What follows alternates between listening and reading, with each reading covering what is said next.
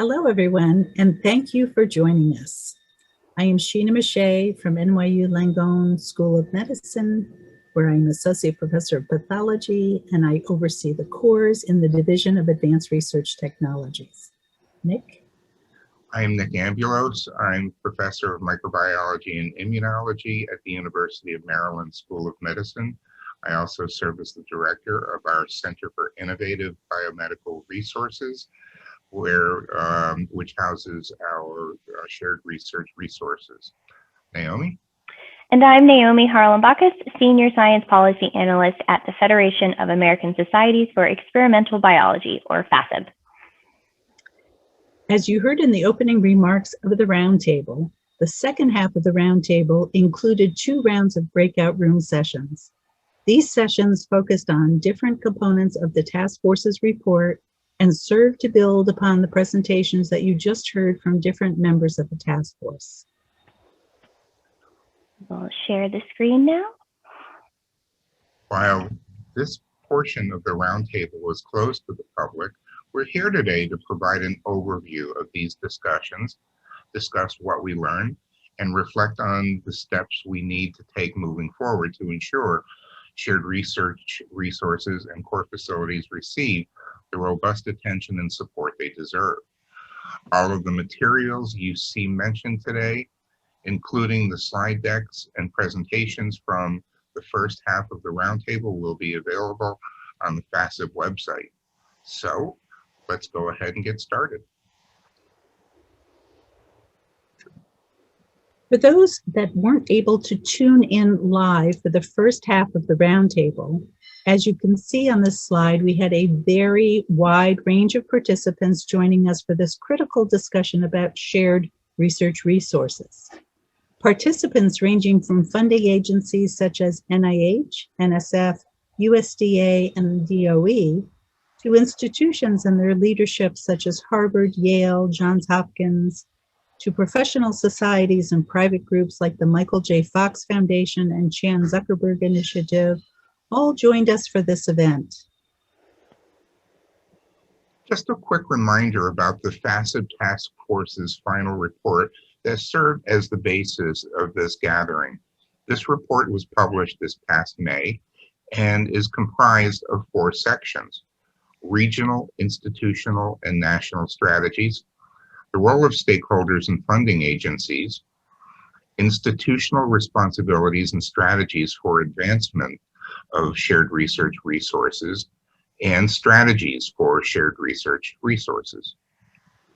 The sections of this report set the stage for the number of breakout groups that participants were divided into during the roundtable. As you can see here on this slide, there was a total of 7 breakout groups. And moving clockwise, starting here at the top, we have Group 1, regional and institutional strategies, Group 2, that focused on national strategies, Group 3, the role of stakeholders and funding agencies, Group 4, institutional oversight and strategic planning, Group 5, faculty and staff professional development, Group 6, shared research resources management, evaluation, and the role of SRRs in enhancing sustainability, and Group 7, communicating between SRR stakeholders, setting expectations, and developing metrics for success.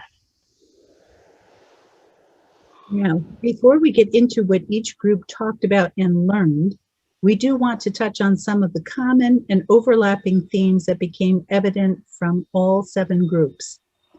There was overwhelming consensus that there needs to be improved access to shared research resources.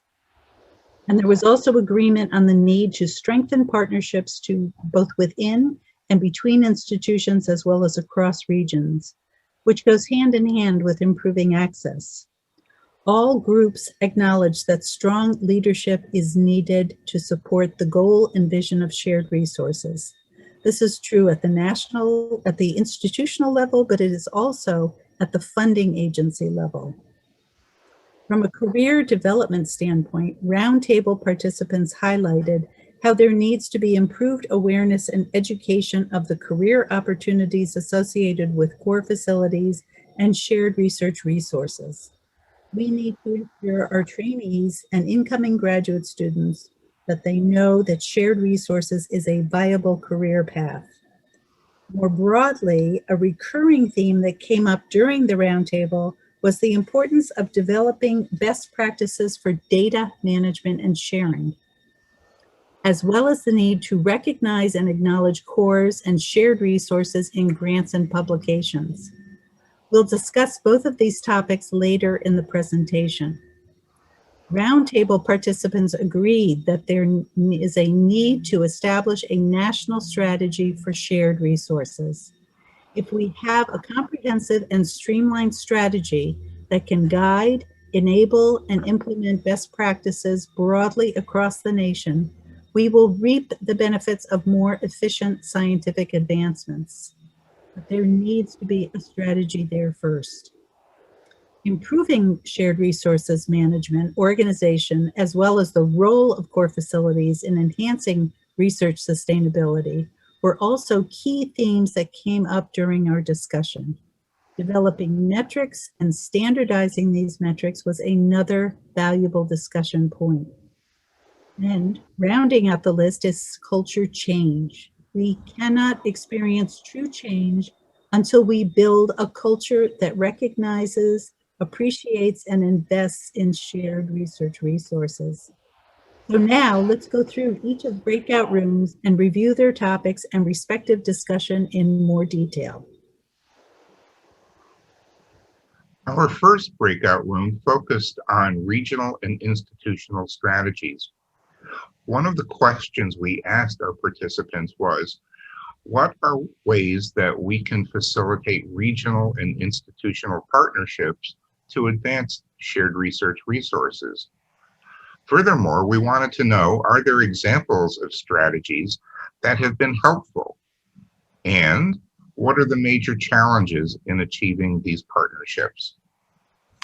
The second question we asked was, what are ways in which FASEB, other stakeholders, as well as funding agencies can help facilitate regional and institutional partnerships? So one of the biggest things we learned from this discussion was that in order to achieve successful partnerships, there needs to be clearly delineated access and benefits. An example that was provided was the model used at the Department of Energy National Labs. All resources and access are given to members at no charge. Highlighting these aspects of a facility will help raise awareness and improve partnerships. Another major takeaway was the fact that institutional leadership and advocacy for shared research resources is very much required, but it remains a challenge at numerous institutions. It was pointed out that support for shared resources should go beyond just the budget planning process. Rather, core facility leadership should be at the table championing shared resources at all levels of institutional planning. Existing programs such as COBRI and INBRI are terrific mechanisms that many researchers utilize, but we need more awareness and training and financial resources to truly maximize their potential. Thinking more broadly, it was mentioned several times how small institutions inherently have fewer cores with reduced staff. This then creates additional challenges and delays in terms of resource access, turnaround time, and waiting time. And then finally, roundtable participants discussed how partnerships and consortia are great in and of themselves, but the distance between different entities does present some challenges. Oftentimes, there is a lack of necessary localized expertise. The next portion of discussion focused on the ways in which funding agencies and scientific societies like FASEB can facilitate partnerships. Overall, it was very clear that in both respects, training is essential. But some ideas for funding agencies specifically to help this effort include providing funding specifically for improving shared research resource access and training, as well as funding for underrepresented populations, such as through the IDEA program offered through NIH, NIGMS, and implementation science funding for research that studies how to make access and awareness more impactful. It's critical for all NIH institutes and centers to work collaboratively on shared research resources. That's the very nature of shared resources and team science.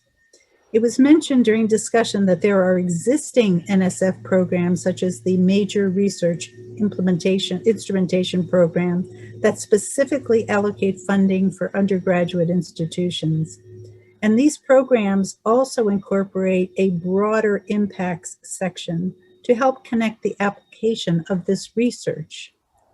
With respect to what scientific societies can do, several individuals suggested organizing more workshops and national meetings that could specifically discuss shared research resource training.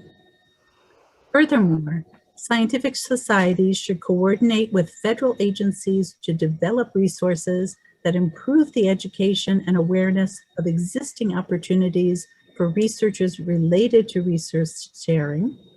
Professional societies should also remain persistent in requesting increasing funding for shared research resources and specifically advocate to the funding agencies the need to invest in these resources. And through all of these efforts, we need to ensure there is equity across the board. We want all perspectives to be included in these conversations, and we should make it a priority to leverage the diversity and multidisciplinary nature of cores and shared resources. Let's now move on to breakout room 2, which focused on potential national strategies. One of the questions we asked participants in this breakout room was, what do you think about the idea of establishing a national strategy for shared resources? Related to that, we wanted to know, what are some of the challenges and hurdles that prevent us from implementing a national strategy?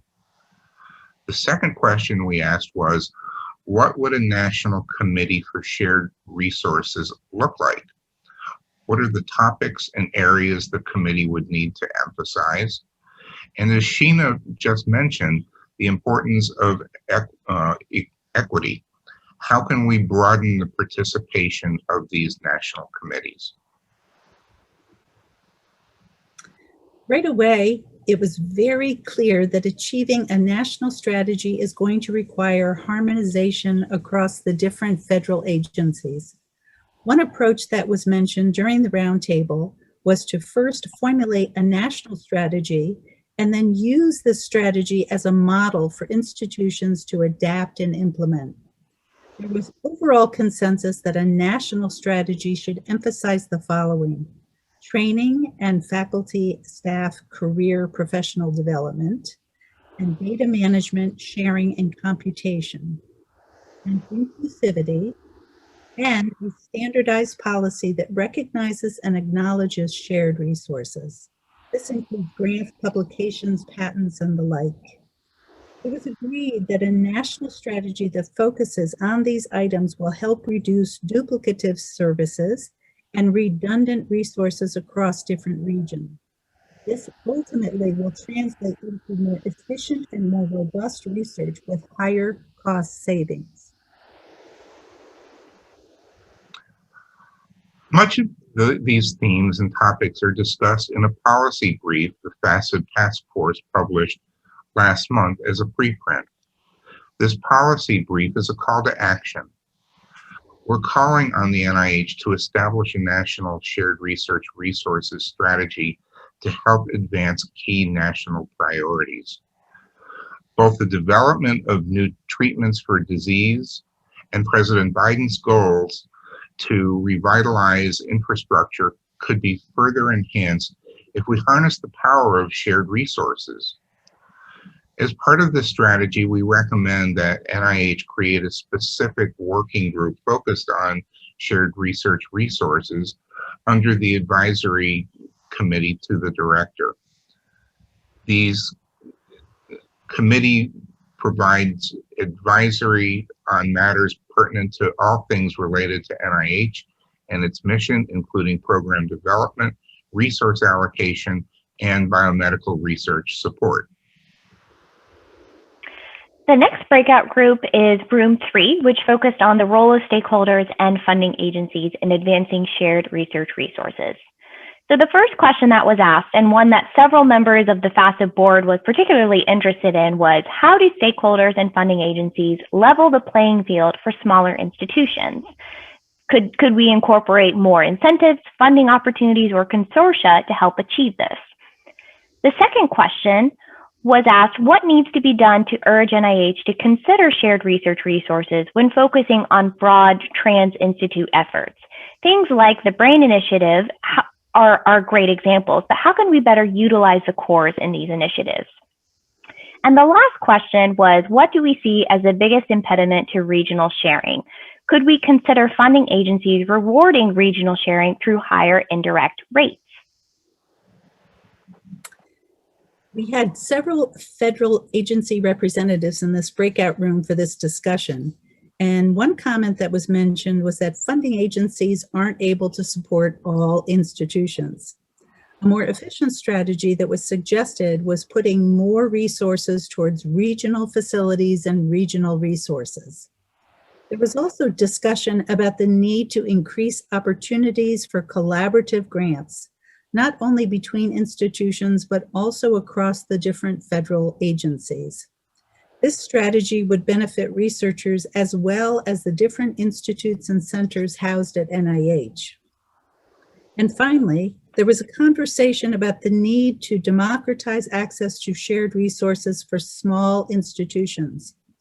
There were a few proposed strategies to achieve this, including a potential housing supplement for those in rural areas to access shared resources, as well as dedicated funding for training to help bolster small institution training and career development programs. We also discussed some of the barriers to regional sharing, things like data sharing and the fact that rates for indirect costs between large and small institutions are incongruent. But even though there are several challenges, we learned from many people participating in this breakout room that there are existing efforts working on this. For example, NSF is committed to promoting and encouraging interinstitutional participation and also has cost-sharing requirements in its grants and programs. Another example is from the USDA, which has grants specifically for minority serving institutions. And of course, the NIH has its IDEA state program that provides targeted support for institutions located in rural states who typically receive less NIH funding. These are all terrific strategies, but the key to moving forward is now streamlining these ideas across the different funding agencies, because that will help facilitate improved access to shared resources. And stakeholders play a role too. Societies like FASEB and ABRF can help bridge existing knowledge gaps by serving as liaisons between the researchers and the funding agency.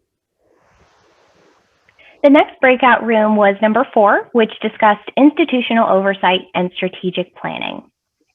The first question that was asked was, how have you incorporated shared research resources into strategic plans and the strategic planning process? If SRRs are not incorporated, what are or might be the challenges to doing so?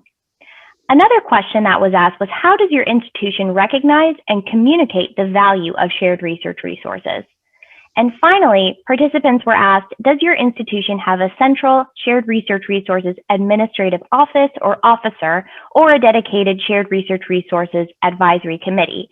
And if so, has this been a successful strategy? For major takeaways for breakout room 4, there was widespread acknowledgement that strategic planning is critical to the success of core facilities and shared resources. However, strategic plans vary from institution to institution. Another issue that was mentioned during discussion was the role of institutional leadership. How can we convince leadership about the need to invest in cores? Furthermore, in many cases, leadership is supportive of helping to establish the cores, but there is less support and less of a priority towards sustaining them. It was suggested by some participants that institutions make cores and shared resources an essential service. This way, the leadership and faculty will prioritize shared research resources. And there also was a conversation about the value of shared research resources advisory committees.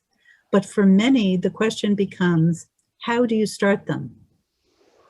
Other oversight mechanisms that were mentioned during the discussion were things like centralization.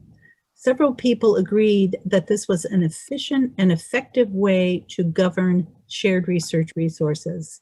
But again, how do you go about starting this process? Developing and implementing a long-range plan is also critical for shared research resource oversight. And finally, it's important to include shared research resource directors, faculty, and staff on institution committees. We need to incorporate the shared research resource perspective at every level and in all decisions because cores are a vital component to the biomedical and institutional enterprise. Breakout Room 5 is next, and this group focused on faculty and staff professional development. One of the questions that was asked to this group was, what are some ways you recognize shared research resource leadership and retain their talent? And to follow up on that, we asked, what are some of the challenges that you faced in sustaining success of shared research resources? Another question was, what have you found to be successful mentoring programs for shared research resource leaders? And the last question the group discussed was, does your institution have a specialized career path for core directors and staff? And if so, please describe what that is. Several of the participants in this breakout room shared a lot of examples of strategies they've used at their own institutions that they've found to be useful. For example, one member highlighted how they have regular meetings between the core directors, faculty, and staff, and then together these individuals raise the potential issues or concerns they have with institutional leadership. And overall, members in this breakout room agreed that recognizing shared research resources directors and staff as leaders is critical. For some institutions, they've put in place core facility co-directors to help balance the research and management responsibilities that come with being a core director. Another helpful strategy we heard was providing support for core facility staff to attend at least one scientific meeting per year. It's important to have these members participate professionally in areas outside of the lab. Similarly, there should be institutional support for distinct career tracks for shared research resources personnel. Currently, this is not available or offered at most institutions. And that's largely why incoming students and trainees and even early career faculty members are unaware of the career opportunities that are offered by core facilities. Another helpful strategy that was shared was from the Department of Energy representative that was present in the discussion. At DOE, all shared research resources personnel are automatically authors on papers. This, of course, is not yet the norm, but we could use this DOE strategy as a model. And finally, institutions could provide sabbatical time for core facility personnel to pursue specialized career development.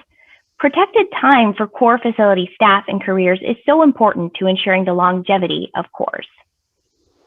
And continuing with this breakout room also discussed a lot of the ongoing challenges associated with faculty and staff professional development. We just mentioned in the previous slide that specialized career paths for core faculty and staff is not in place at several institutions. And along those lines, the majority of these staff members are not eligible for tenure. There is also a lack of curriculum development for this specific career, but we need this curriculum to cultivate the skills and the capabilities that are necessary for sustaining shared research resources. And as we've said previously, trainees remain unaware of shared research resources as a career path. So how do we go about resolving this? Some strategies that were suggested include providing clear expectations at the institutional level, particularly for promotion eligibility, and then also encouraging technology-related professional development, cultivating the skills in things like methods, protocols, data curation. More broadly, we should emphasize scientific productivity, rather than just focusing on financial outcomes in our discussions with leadership, especially when discussing this with leadership. And finally, we should work on providing standard language for authors to acknowledge shared research resources, and core facilities in papers and other publications.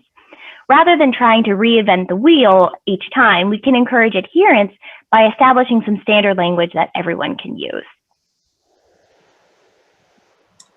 The next breakout room, number 6, and this group discussed shared research resources management, evaluation, and the role of shared resources in enhancing research sustainability. The first question that this group considered was, who should be responsible for instituting best practices for effective management and evaluation of shared research resources? How might federal agencies incentivize best practices for effective management and evaluation of shared research resources? The second question was, do you have suggestions of ways that shared resources could be advanced or ways that the research community culture could be shifted towards resource sharing in the name of efficiency and sustainability?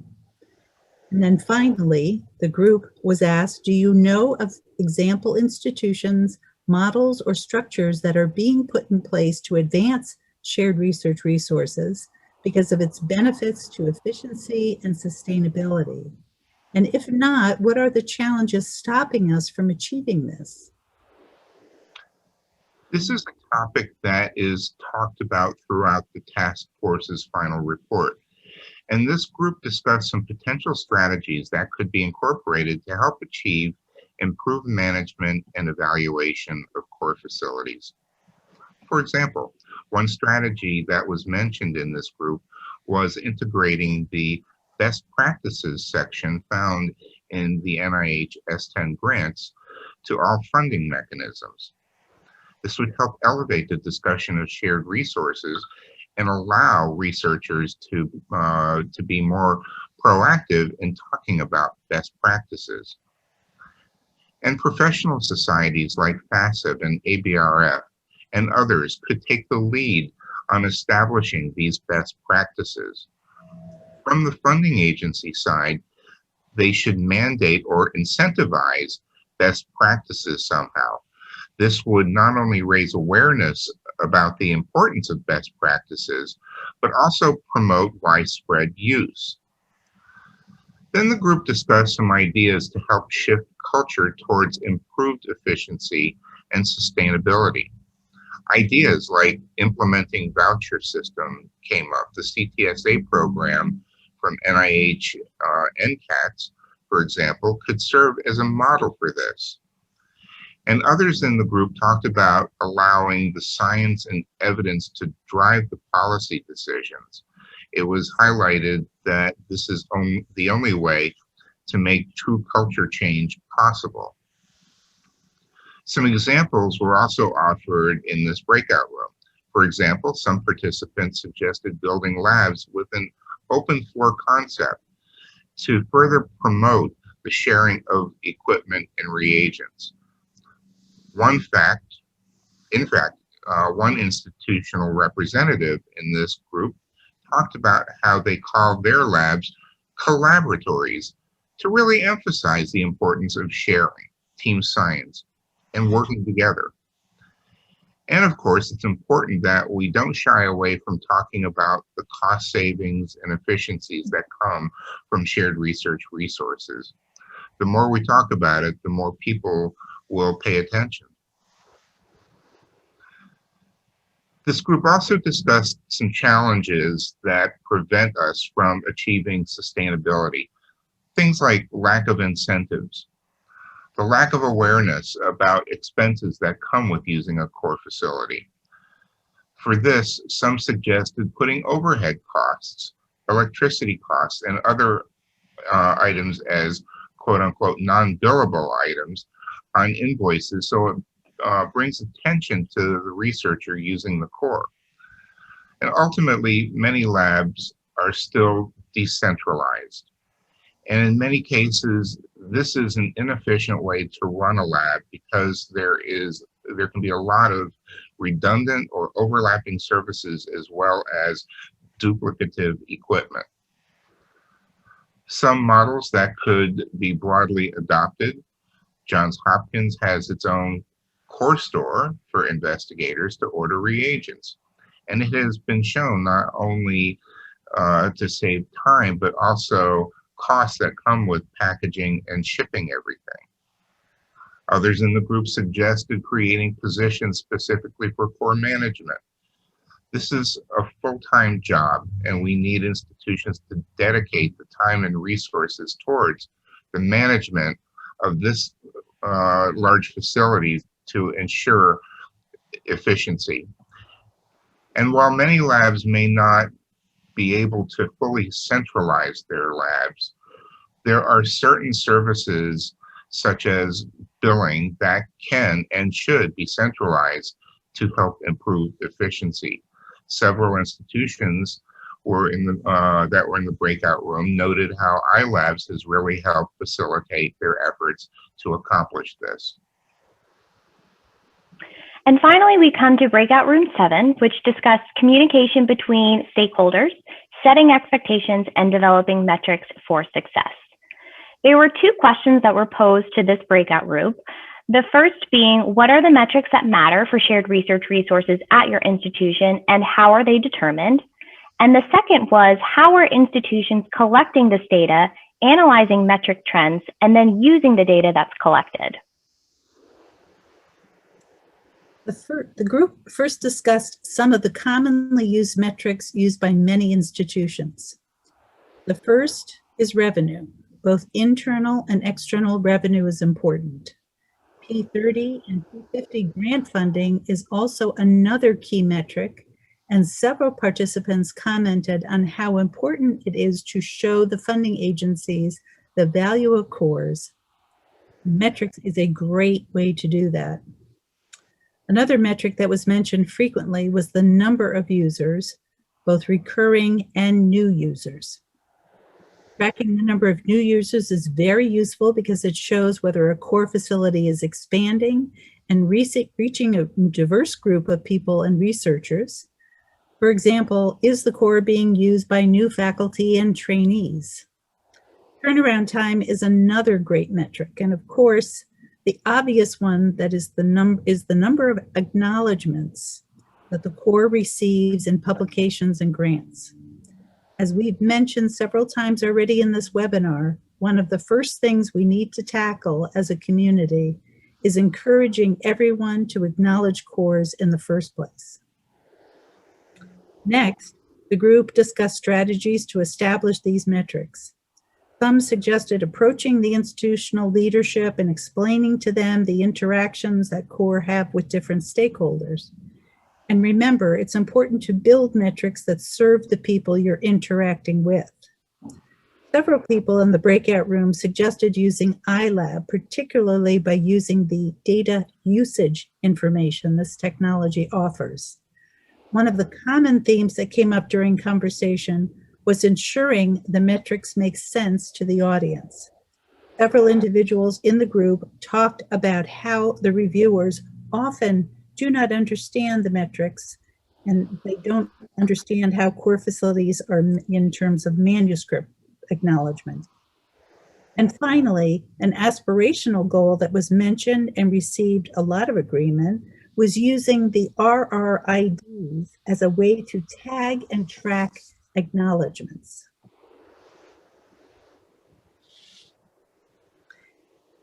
So major takeaways in terms of breakout groups number 7, in terms of collecting, analyzing, and using the metrics, cores should strive to facilitate and encourage compliance wherever possible. One suggested mechanism that was mentioned was providing a report for core users at the end of each year to demonstrate the value and output of the core facility. And you can collect the data that goes into this report by sending a data form per quarter to investigators requesting information about their recent publications. One of the questions on this form that can specifically ask, quote, did you include cores in your acknowledgements? Above all, it's critically important that we open communication about the metrics that we have in university and staff and leadership. Now that we've reviewed what each of the 7 breakout groups talked about during the roundtable, we'd like to share the results of the closing survey we provided to the participants to round out the event.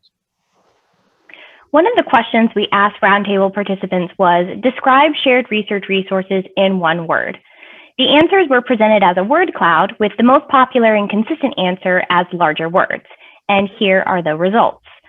Right off the bat, we see that numerous individuals indicated that shared research resources are essential. Other words like valuable, critical, necessary, enabling, and infrastructure and collaborative also topped the list. Interestingly, we asked the same question to the FASEB board back in March of this year when the task force presented its final report and recommendations. So we'd like to share these results side by side. At the top left, you see the results from the roundtable participants to this question, and here are the results from the FASEB board. There's an incredible overlap. Again, essential is the most popular word that came to mind for respondents, along with several others like necessary and collaborative. Another question that we asked roundtable participants was, what is the biggest challenge in achieving more robust funding for shared research resources? After collecting the answers, we categorized the answers into 3 buckets: challenges at the institutional level, the funding agency level, and congressional level. We'll start with institutions. Several people indicated that there remains a persistent silo culture within institutions, and this really prohibits collaboration, which is the very nature of cores. There's also a lack of understanding that shared research resources serve as the infrastructural foundation for institutions.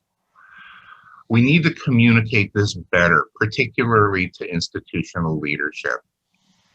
Other comments were how there is inadequate cost-sharing MOUs between institutions, and this prevents partnership and sharing.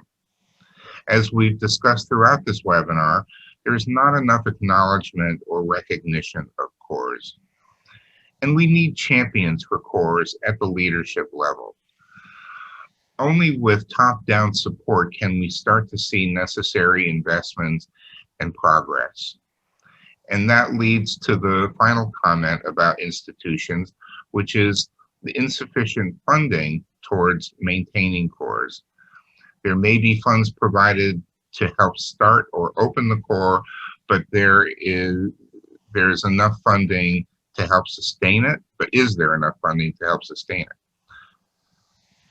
Moving on to challenges at the funding agency level, several roundtable participants commented on the inadequate enforcement from these entities. And there were also comments about how funding agencies place too much focus on R01 funding and R01 funded investigators. There are a lot of research being conducted with other funding mechanisms, particularly by early career researchers, and we can't neglect support for them. Similarly, participants noted funding agencies tend to give money to fewer, bigger groups versus smaller users or institutions. Other participants commented about there not being enough emphasis on infrastructure investments. We discussed this in the task force's final report. Funding agencies should shore up mechanisms like the NIH CO6 and G20 grants. Additionally, many people talk about the lack of incentives from funding agencies. If we want to encourage more collaboration and more partnerships between institutions, we have to incentivize it. And because funding agencies have the money and enforcement power to make this happen, they are uniquely positioned to take the lead on this. And finally, there were consistent answers about there being a lack of harmonization across programs and across different agencies. To truly improve research efficiency, We have to streamline requirements. The last category is Congress.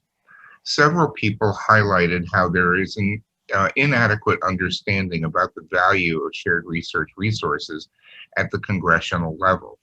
To go one step further, it's safe to say that members in the House and Senate, as well as their staffers who draft most of the legislation, do not even know what a core facility is.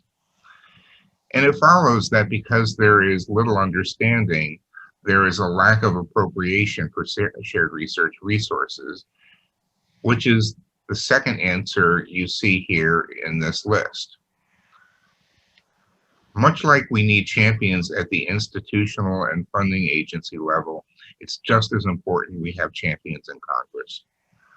The last point we see here about insufficient understanding of the connection between scientific advancement and the contributions of core facilities is really important to underscore.